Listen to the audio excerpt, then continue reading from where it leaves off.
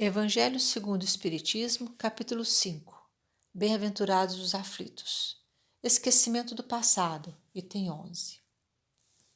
É em vão que se objeta o esquecimento como um obstáculo no sentido de que se possa aproveitar a experiência das existências anteriores. Se Deus julgou conveniente lançar um véu sobre o passado, é porque isso devia ser útil. Com efeito, essa lembrança teria graves inconvenientes. Poderia, em certos casos, humilhar-nos estranhamente ou exaltar o nosso orgulho e, por isso mesmo, entravar o nosso livre-arbítrio. Em todos os casos, traria uma perturbação inevitável nas relações sociais. O espírito renasce, frequentemente, no mesmo meio em que viveu e se acha em relação com as mesmas pessoas, a fim de reparar o mal que lhe fez. Se reconhecesse nelas as que odiou, talvez seu ódio se revelasse. Em todos os casos, seria humilhado diante daqueles que houvesse ofendido.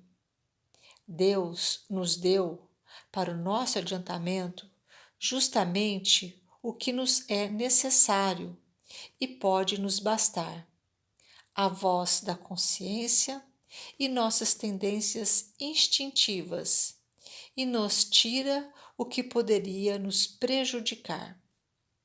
Ao nascer, o homem traz o que adquiriu. Nasce como se fez. Cada existência é para ele um novo ponto de partida. Pouco lhe importa saber o que foi. Ele é punido porque fez o mal e suas tendências más atuais são indício do que resta nele a corrigir, sendo nisso que deve concentrar sua atenção, porque do que está completamente corrigido não lhe resta nenhum traço. As boas resoluções que tomou são a voz da consciência que o adverte do que é bem ou mal e lhe dá força para resistir às más tentações. De resto, esse esquecimento não ocorre senão durante a vida corporal. Reentrando na vida espiritual, o espírito retoma as lembranças do passado.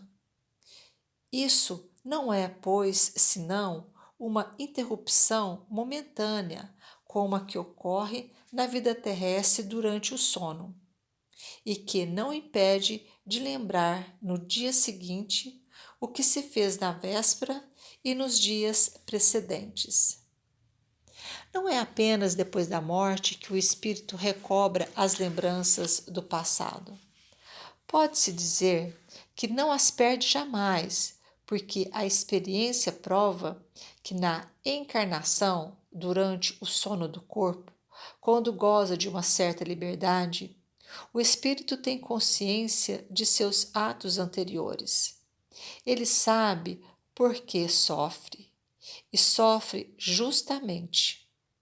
A lembrança não se apaga senão durante a vida exterior de relação, mas a falta de uma lembrança precisa, que poderia lhe ser penosa e prejudicar suas relações sociais, ele aure novas forças nesses instantes de emancipação da alma, se sabe aproveitá-los. Motivos de resignação.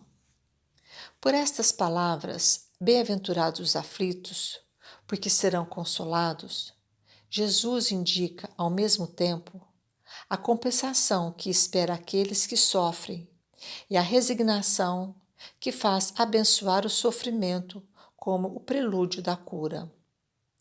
Essas palavras podem ainda ser traduzidas assim: deveis conservar-vos felizes por sofrer, porque as vossas dores neste mundo são a dívida das vossas faltas passadas. E essas dores suportadas pacientemente sobre a terra vos poupam séculos de sofrimentos na vida futura. Deveis, pois, estar felizes porque Deus transformou sua dívida, permitindo pagá-la presentemente, o que vos assegura a tranquilidade para o futuro. O homem que sofre é semelhante a um devedor que deve uma grande quantia a quem diz a seu credor: se me pagardes hoje mesmo a 100ª parte da dívida, eu vos darei quitação de todo o resto e sereis livre. Se não o fizerdes, eu vos perseguirei até que tenhais pago o último centavo. O devedor não seria mais venturoso, suportando toda sorte de privações para se liberar, pagando somente a 100ª parte do que deve? Ao invés de se lamentar do seu credor, não lhe agradeceria? Tal é o sentido dessas palavras: bem-aventurados os aflitos, porque serão consolados. São felizes porque se quitam e, depois de se quitarem, estarão livres. Mas, se quitando-se inteiramente de um lado, endivida-se de outro, não se alcançará jamais a libertação. Ora, cada nova falta aumenta a dívida, porque não há uma só, qualquer que seja, que não arraste consigo sua punição forçada, inevitável, que, se não for hoje, será amanhã. Se não for nesta vida, será na outra. Entre essas faltas, é preciso colocar em primeiro plano a falta de submissão à vontade de Deus, pois quem murmura nas aflições e não as aceita com resignação e como uma coisa que se deve merecer, quem acusa a Deus de injustiça, contrai uma nova dívida que faz perder o benefício que se poderia retirar do sofrimento. Por isso, seria preciso começar absolutamente como se a um credor que vos atormenta pagasseis prestações, tomando-lhe a cada vez um novo empréstimo.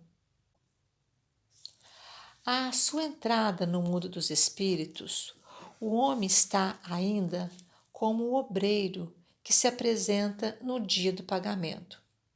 A uns o Senhor dirá: eis o prêmio dos vossos dias de trabalho. A outros felizes da terra, aqueles que tenham vivido na ociosidade, que colocaram sua felicidade na satisfação do amor próprio e dos prazeres mundanos, lhe dirá: a vós nada cabe, porque recebestes vosso salário na terra. Ide e recomeçai a vossa tarefa. O homem pode abrandar ou aumentar a amargura das suas provas pela maneira que encara a vida terrestre. Ele sofre tanto mais quanto veja mais longa a duração do sofrimento. Ora, aquele que se coloca no ponto de vista da vida espiritual abarca de um golpe de vista a vida corporal. Ele a vê como um ponto no infinito, compreende-lhe a brevidade e se diz que esse momento penoso passará bem depressa. A certeza de um futuro próximo mais feliz o sustenta e o encoraja, e ao invés de se lamentar, agradece ao céu pelas dores que o fazem avançar. Para aquele, ao contrário, que não vê senão a vida corporal, essa lhe parece interminável, e a dor pesa sobre ele com todo o seu peso. O resultado dessa maneira de encarar a vida é diminuir a importância das coisas deste mundo, de levar o homem a moderar seus desejos, a contentar-se com sua posição sem invejar a dos outros, de atenuar a impressão moral dos reveses e as decepções que experimenta.